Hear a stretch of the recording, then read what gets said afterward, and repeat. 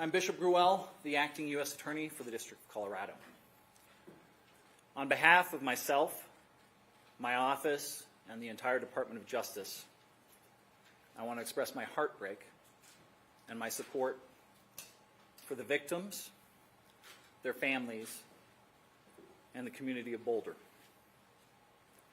I pray for those families, as well as everyone in Boulder, Colorado, and the nation who woke up this morning worried about themselves, their loved ones, and not feeling safe in their own communities because of yesterday's attack.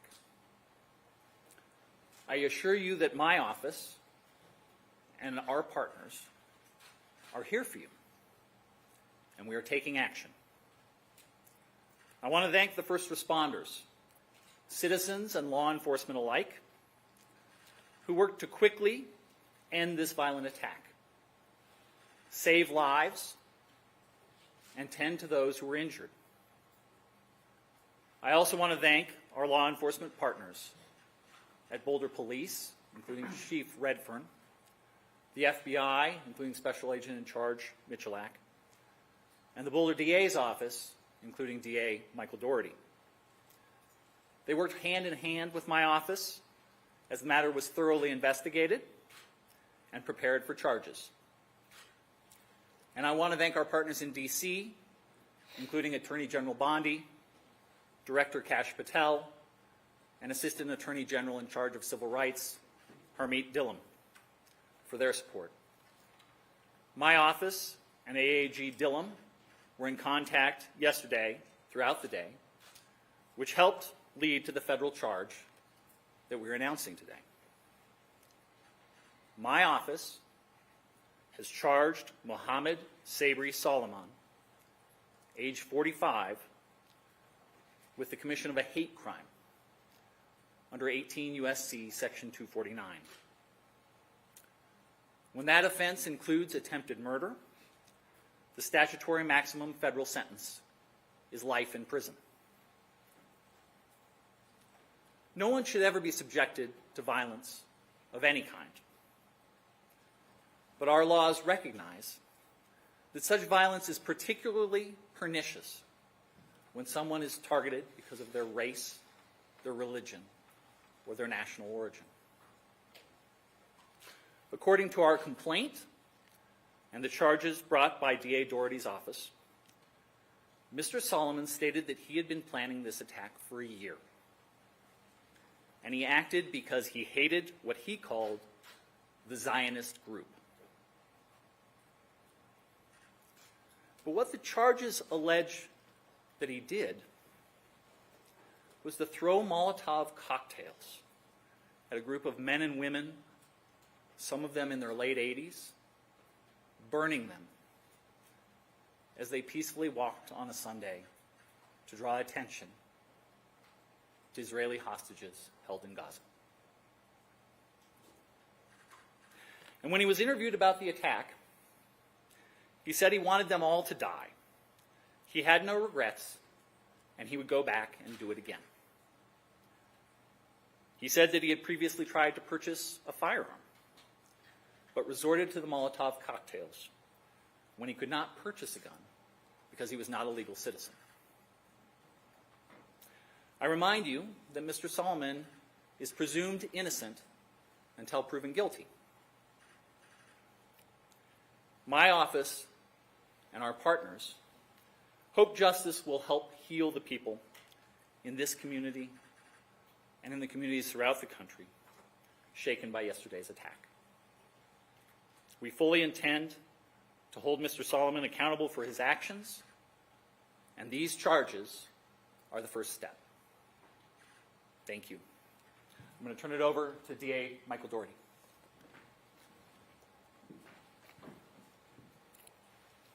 Good afternoon. I'm Michael Doherty. I'm the District Attorney for Boulder County. I appreciate the members of the media who are here today so we can help provide this update to a grieving and traumatized community. What you see here today is us standing shoulder to shoulder, ensuring that justice is done in response to this tragic and terrible attack. We stand united in denouncing hate, terror, and violence in this community. We're united in condemning acts of anti-Semitism, hate, and violence, and we're also united in a strong response to this horrific attack. I stand with this community and the people of the state of Colorado against hate and terror. And we are united in our commitment, both at the federal level and the state level, in pursuing and securing justice for the victims of this mass attack and for the communities that we serve. Boulder is a beautiful and special place, but we're not immune from mass violence or hate crimes, including violent acts of anti-Semitism that impact far too many communities across this country. And yesterday afternoon, on a beautiful day here in Colorado, a number of people participated in a peaceful walk and gathering on Pearl Street here in Boulder. It is a place where a lot of people gather every day. And the ones who join in this peaceful gathering are now the victims of a senseless, unjustified, and horrific mass attack. And to all the victims, their loved ones, and to this community, I promise you that each one of us up here today will work tirelessly to ensure that justice is done and the defendant is held fully accountable. I want to recognize, as the U.S. Attorney did, the response by community members who helped in the minutes immediately following the attack and came to render aid to victims who had suffered through a horrific attack upon them. Also, I want to recognize the courage and the rapid response by the Boulder Police Department, who once again were called to respond to a truly horrific attack upon innocent members of our community and responded without a second of delay. I will highlight for you that there were 16 unused Molotov cocktails that were recovered by law enforcement in the hours after the incident took place. 16. So I really want to thank the Boulder Police Department and their law enforcement responders, as well as the first responders who provided medical aid to the victims. But that rapid response, with the recovery of the 16 unused Molotov cocktails, I think speaks for itself. Our office and the U.S. Attorney's Office will be working closely together and in coordination with one another to ensure that the defendant is held fully accountable. As you heard from the U.S. Attorney, the U.S. Attorney's Office will be prosecuting the hate crime against the defendant. Our office will be prosecuting the attempted murder charges and related charges at the state level. This approach will accurately reflect the actions the defendant is alleged to have taken and the harms that he caused. It will allow us to secure a verdict, an outcome, a sentence, whereby he'll be held fully accountable. It's been done, and by it I mean federal and state prosecutions jointly, has been done in other cases, most recently the Club Q mass shooting down in Colorado Springs. At the time the arrest affidavit and warrant were filed with the state court yesterday, there were 8 victims identified, and I'll touch briefly now on the charges that were filed at the state level, as well as the possible sentences he faces if convicted on those charges. So there were 16 counts of attempted murder in the first degree. 8 of those counts are for attempted murder with intent and after deliberation. The other 8 counts are attempted murder with extreme indifference. So 16 counts total. If the defendant's convicted and those counts are running consecutive to one another, he would face a maximum of 384 years in state prison. He's also charged with 2 counts of use of an incendiary device. If convicted of those charges and they run consecutive, he would face a maximum sentence of 48 years. He's also charged with 16 other counts of attempted use of an incendiary device. And again, if convicted and if they run consecutive, the maximum on those counts would be 192 years. So 384 years on the attempted murder, 48 on the use of the Molotov cocktails, and then the attempted use would be 192 years. The judge set a $10 million cash-only bond on the state charges. As you are aware, he's going to be going before the judge this afternoon at the jail. I believe that is scheduled for 3:30, but I rely on the sheriff's office to communicate with members of the media of the exact time. Thanks to the investigation by federal, state, and local partners, and I just want to highlight for you, this is a horrific attack. But as district attorney, when I walk into this building and I see the FBI, Boulder PD, and all the law enforcement partners working, it's the exact response I hope to see.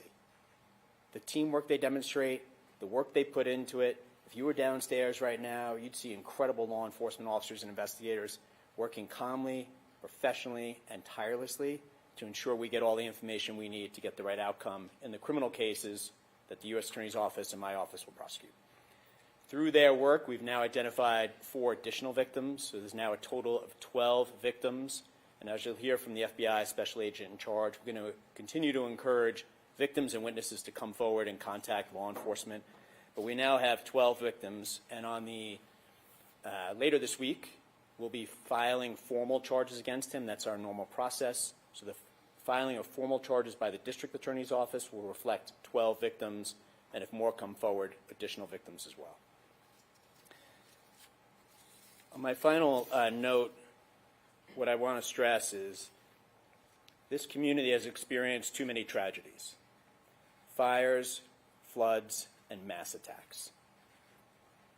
But each time I've seen this great community respond with strength, resilience, and support for one another.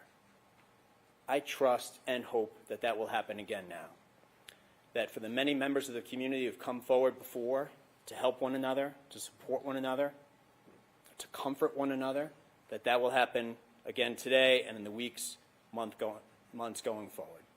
That once again our community will rally to restore peace and to bring support and comfort one another during this dark hour. As your district attorney, I want to remind the members of the media and the community that the defendant's innocent unless and until proven guilty, and the charges are merely allegations. I'm going to turn it over to the special agent in charge of the FBI, and then we're happy to take questions after each one of us is done. Thank you. Good afternoon. I'm Mark McCulloch, Special Agent in charge of the FBI's Denver field office. I want to provide a quick investigative update. The FBI has been here on the scene in Boulder for the past 24 hours, and we stand shoulder to shoulder with the Boulder Police Department and our partners. Their heroic and swift actions clearly saved lives. As mentioned, there were 16 unused Molotov cocktails within arm's reach of the subject at the time of his arrest. So there is no question that the first responders saved lives and prevented further victims from being injured. And I think the fact that we have both federal and state charges within 24 hours of this attack is a testament to the strength of the partnerships, the professionalism of the investigators, and our commitment to the community and to each other to pursue justice. We continue to support the victims, their families, and the greater community with personnel and resources.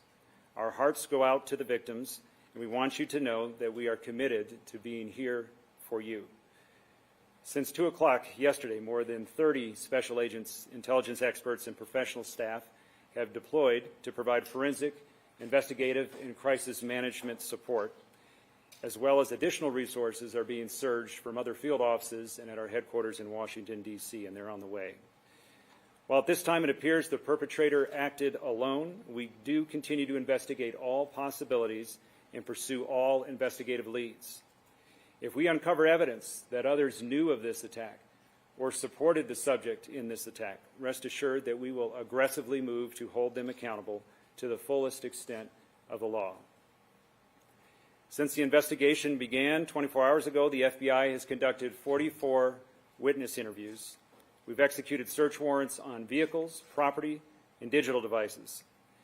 We've deployed our full evidence response team both to Boulder at the main crime scene and the execution of a search warrant at a residence tied to the subject in Colorado Springs. Members of the ERT worked through the night to gather all evidence so that Pearl Street could swiftly be reopened this morning. We've deployed victim specialists to hospitals and assigned one to each and every victim that's been identified to date. We've set up a digital media tip line. We've deployed a mobile command post for information sharing and evidence control, and we continue to canvass for witnesses, additional victims, and camera footage. We ask that you call us at 1-800-CALL-FBI if you have any information about the events that transpired yesterday. If you saw something, if you heard something, if you have information, our investigators want to hear from you. If you have multimedia evidence, whether that is photos, social media posts, or videos related to the attack, please visit the site that we've established, and you can provide your information at fbi.gov/Boulder attack. We at the FBI are not tracking any credible threats to the Boulder community at this time. However, if you see something suspicious, we urge you to call 911. The FBI takes seriously its mission to protect the American people of the United States, both nationally as well as here and in Boulder.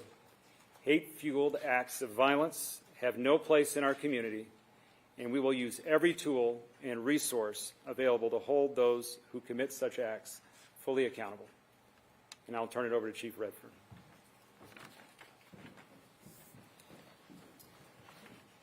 Thank you. Good afternoon. Again, my name is Stephen Redford. I have the honor to serve as the police chief here in Boulder. I want to give a few updates from the city and the police department before we take some questions. So today, in the aftermath of this heinous terrorist attack in our city, I again want to start with thanking our partners. I think we've all alluded to the importance of partnerships. I can tell you, as I was rushing to the scene yesterday, one of the first or second calls I made was to the special agent in charge, because no matter what this ended up being, I knew we would need help. And once again, the FBI, all of our state, local, and federal partners have stepped up, and we are absolutely in a really good place for 24 hours into this investigation, in my opinion. Michael Doherty alluded to it, but the work that I've seen in this building and out on the street in the last 24 hours is remarkable. And every single person working on this investigation is doing their job above and beyond to bring justice to these victims, including the men that stand behind me here, and I'm grateful. The scene, as you may know, around 2 in the morning, we released the scene. So as of this time, we have no active closures in downtown Boulder. We have no areas closed off. We spent an extensive amount of time yesterday up until the early morning hours today with bomb dogs, our bomb squads, ensuring that there were no other threats in the area, and people were allowed after midnight to go back in, get vehicles, and businesses have been allowed to reopen if they so choose. I can tell you this morning I walked down Pearl Street with members of my team.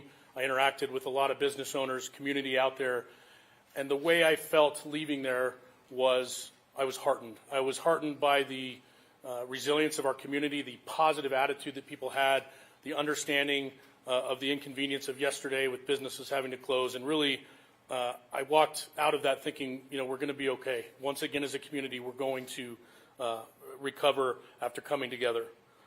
A little bit more on community. So we are aware of events this week. We're aware of things coming up in the next, we're looking 7 to 10 days out at other events, and we are going to ensure, along with our partners, that we have adequate coverage, law enforcement coverage, security at any event that's taking place this week. We want to ensure that people feel comfortable and safe in this community gathering and remembering what happened, as well as any other planned events that we have. We will be relying upon our partners, such as the State Patrol, to ensure that we have proper coverage where people can feel safe. Before this attack, we had the Boulder Police Department, the City of Boulder, had very strong relationships with our Jewish community. We even have an officer assigned as a Jewish community liaison with Boulder PD. Those relationships have paid off dividends during this attack, and I know going forward in the aftermath, we're going to continue to work with our community. I've been in contact via phone, email, and text throughout the day and last night with members of our Jewish community. Myself and the district attorney will be leaving shortly to have a meeting with community leaders from our Jewish community as well. The message there, the bottom line message, is we want everyone to feel safe. We will not condone these types of attacks and acts in our community. I will reiterate what was prior said. It is never an inconvenience for someone to call the police if they feel uncomfortable about a situation, if they see something odd, if they see a person acting in a suspicious manner. Let us come out and let us determine if there is some validity to people's suspicions. That's why we are here. So please call us if you see something. Literally, the old see something, say something adage applies here. Please call us if there's anything that's making you feel uncomfortable in the community. And lastly, I just want to say again, we have been contacted, the city and the police department, from all over the world with outpouring of support, messages of support, and I want to thank you. It matters. It makes a difference going forward. So I appreciate all of that. With that, I'm going to turn it back over to our public information officers for some questions. All right, I will try to call on people for questions, and I will repeat the question, hopefully, so everybody can hear it, and then turn it over to our experts for answers. Yeah, Tony. Chief, or anybody up there, do we have any new video showing how he walked into these 16, 18 That's not a one-walk trip. Anything you've been able to discover to show how they got there? So the question is, do we have any new video evidence about how he entered the area with the Molotov cocktails he had? I'm behind you. Thank you for the question. We are, as I speak, we have teams of detectives partnered with FBI on Pearl Street, going business to business, door to door. That we're piecing together a timeline using video, license plate readers, all of those things, relying heavily on our federal partners. As of right now, I have not been made aware that we actually have video of him carrying anything into that area. Obviously, we're looking at that, and if someone were to have that video, please contact the 1-800 number that the special agent in charge mentioned, or you can contact us as well at BPD. There's a high likelihood it's out there, and I don't know the existence of it yet. Yeah, Dave. Yes, can you tell us any updates on the 8 original victims, and then any more information on the 4 people that you've identified as well? The question is if we can provide additional information about the 8 victims that we previously mentioned and the new 4 that came up today. Thank you. Regarding the victims, prior to this press conference, I received an update that we still have 2 victims in the hospital. I believe those are the 2 that were flown to University Hospital in Aurora. I believe the victims, the additional victims that we learned of today, the reason we didn't know about them until today was their injuries, thankfully, were more minor in nature. They've come forward to be interviewed and things, and then we realized that they did have injuries. So we're counting everyone who received any sort of injury in this attack in that number. So as far as I'm aware right now, 2 people still in the hospital, and again, our thoughts are with them as they recover. Yeah, right here. Hi. Do you know how many people were in the original peaceful march from the group that was there originally? So the question is, do we know how many people were participating in the group's peaceful march on Sunday? I do not have an exact number of the people that were there for the peaceful gathering. What I can say, though, is when we responded to the scene, there were probably 20 to 30 people in that vicinity. Some of them were witnesses. Not all of them were there specifically to take part in that weekly gathering, and so I don't know that. But in the area, we had 20 to 30 folks right there at the courthouse with a lot of other people coming and going with the businesses right there. Yeah, we're here. For the U.S. Attorney, this was initially classified by the FBI as a terrorism investigation. Is the hate crime charge a terrorism charge, or did something change in the charging decision? So the question is for the U.S. Attorney's Office about the fact that yesterday terrorism was mentioned and we see a hate crime charge today, and can we explain that? Yeah, so we've moved swiftly to charge quickly just to send the message to the community that no acts of anti-Semitism are going to be tolerated and there are severe consequences. Just because there's only one charge that has been made so far doesn't mean that we're not considering other charges that could come in the future. Yes. Can we get some clarity, Chief? We're hearing UC Health says they have 3 victims there. Is it 3 or 2? Question is about victims at UC Health. I don't have that clarity that you're asking for regarding the number. We've been told 2. It's possible it's 3. We may be not having updates on if people have been released. We can absolutely follow up with that number. We can firm it up after this and put that out. In the back with the hat. Was there any prior knowledge of Soliman as a potential threat before yesterday? So the question is, was there any prior knowledge that the perpetrator was a threat?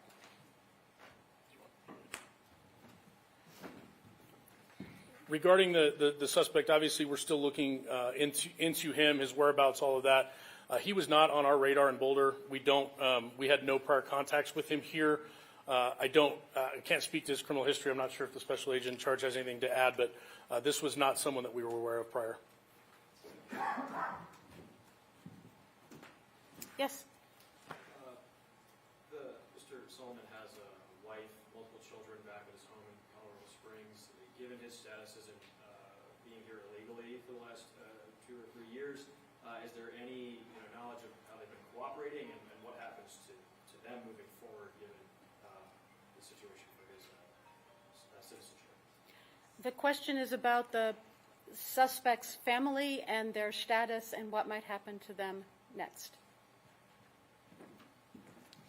As far as the family, as I mentioned, we executed a search warrant at the residence in Colorado Springs last night, and the family was cooperative for that. Regarding their status, I would just defer you to the Department of Homeland Security. Sir, can you talk about what you were looking for and what you found in that search warrant? So it was part of this investigation. It's a logical part of our investigation to see if there's additional evidence there. Evidence was recovered, including digital evidence, and we're reviewing that now to determine, as the acting U.S. Attorney said, if additional charges are warranted down the road. Was he on your radar as a terrorism task force, like as a person or as a potential suspect? So the question was the subject on our radar locally as part of our joint terrorism task force, and the answer is no. Okay, thank you very much for being here today. Those are all the questions we're going to take. I was just curious about the incendiary. What are they made up of? Are you allowed to talk about what they're made up of, or what is this actual devices that were used? Yeah, we'll answer one more. Sorry. So last question on the specifics on the incendiary devices. There were really two chunks of incendiary devices that were recovered. We've referred to Molotov cocktails, which are like glass jars with material in them that are combustible, flammable, like gasoline, and then a rag that's used with a fire to ignite them and throw them. In addition to that, it appeared he had a backpack for like a weed killer, but that contained flammable liquid in it as well. How many were used? All right, so later this afternoon, I can tell you that the U.S. Attorney's Office will have a brief news release that will be made public. We don't anticipate another large media briefing at any time in the future, but the prosecutor's offices, both the district attorney as well as the U.S. Attorney's Office, will have updates for the media as their cases proceed. And now at this time, our principals here do have another meeting to attend, as they referred to. So thank you very much for coming today.